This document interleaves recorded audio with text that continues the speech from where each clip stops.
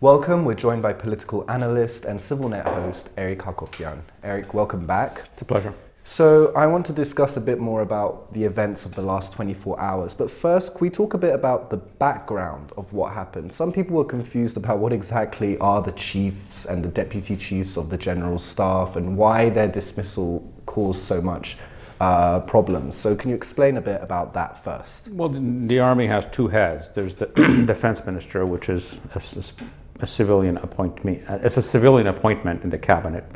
And then there's the actual army chief of staff and the deputies that actually run the army. So what triggered this were the dismissals of the army chief of staff and the deputy chief of staff. Both of them were dismissed, one I think the day before and one of them yesterday morning.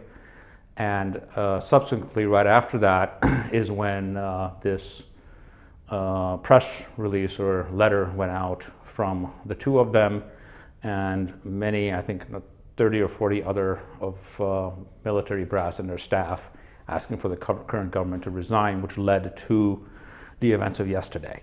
So that was the trigger, a point of what, as far as like the factual background of how we got to this moment yesterday. And in terms of the last 18 to 24 hours, has any additional things happened that you thought were significant?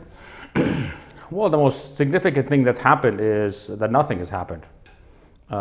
This has joined, so far, given the fact that this, however you want to describe it, coup, backhanded coup, semi-coup, it's just been added as another event or pseudo-event in this continuing Armenian political crisis between these two factions, which is the prime minister who's in power and all the people that are organized against him, which almost all of them are tied to the old government, and a whole vast army of the country that is either not interested or isn't willing to take either of their sides.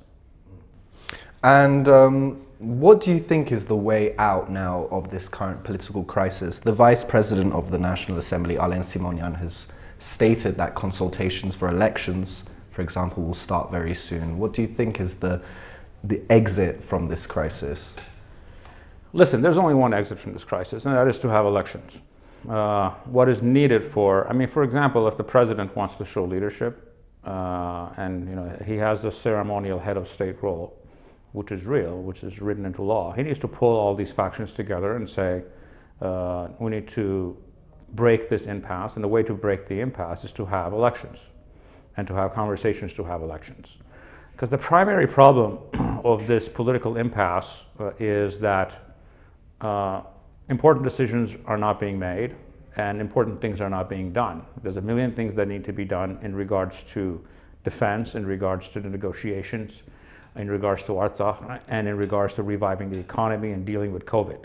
So this ongoing, endless political circus is preventing us from focusing on what we need to focus on.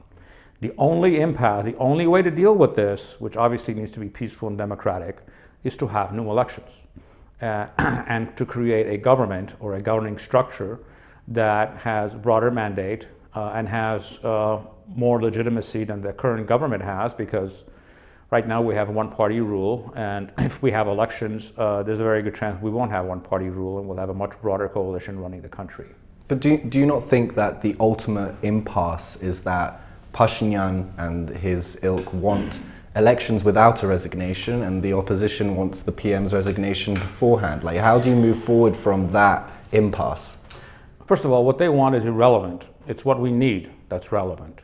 There's actually a level of synergy between these two sides. They actually need each other.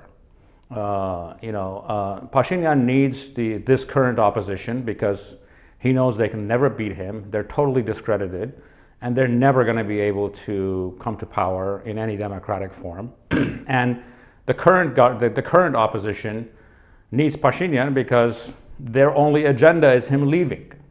Their only agenda is him leaving and them coming to power because he's leaving. This is sort of like a match made in heaven by a demented angel, that they sort of feed off of each other.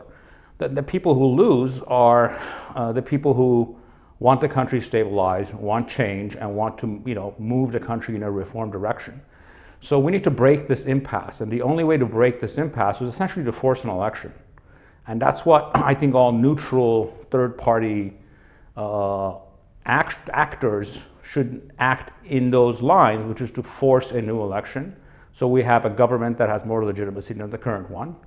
And if the current opposition gets entirely sidelined, which I suspect that's what will happen, you will have, hopefully, a newer, healthier opposition that is not tied to the old regime and forward-looking and can challenge this current government and what it does on where it needs to be challenged, which is on the issues of competence.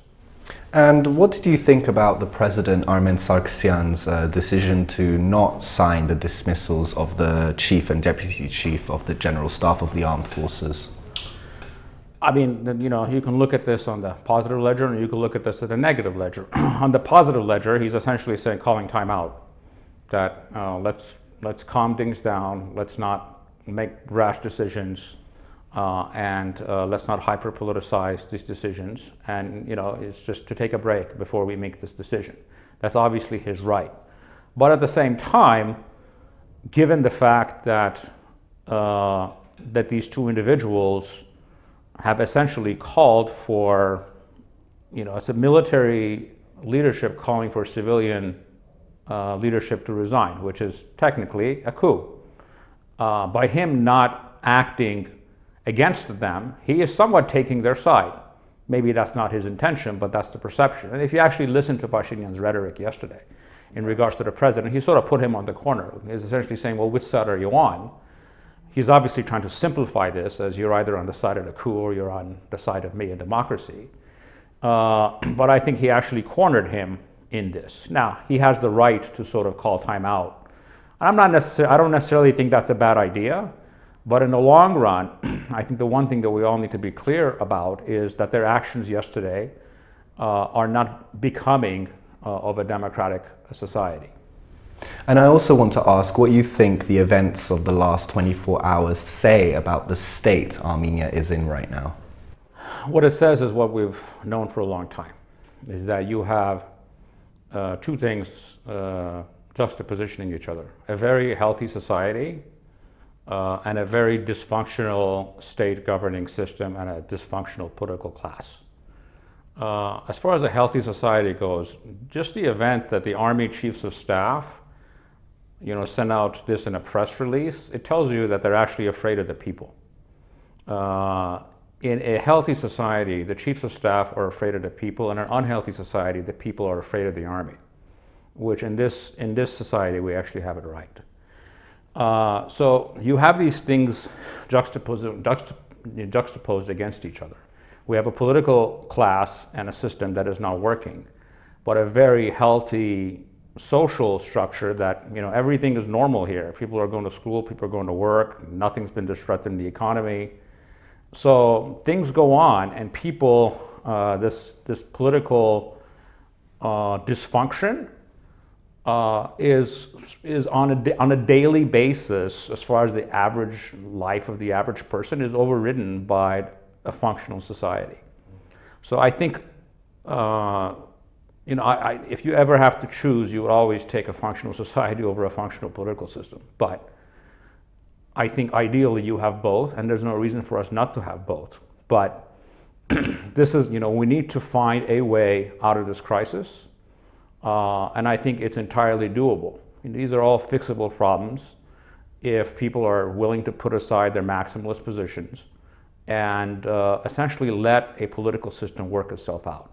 You know, this morning I'm in front of the, you know, the parliament, and one of the major streets in the street are closed. The opposition has their tents, you know, they're there all night and no one bothers them. That speaks a lot about the strength of the society and the strength of our democracy. So despite that these are difficult times and difficult moments, we should not lose sight of that, about how the society is responding to a crisis. The society part of it, we're responding to it much better than other countries have or other countries in this region have. And finally, I want to understand what you thought about the international reactions to the events of yesterday. Russia said it's an internal matter for Armenia. Turkey condemned what it called attempted military coup against a democratically elected government. The US warned the military not to get involved in politics. And Azerbaijan President Aliyev said that the democratic foundations of Armenia are being eroded. So those four countries, what did you think about that? I frankly don't care what any of them have to say.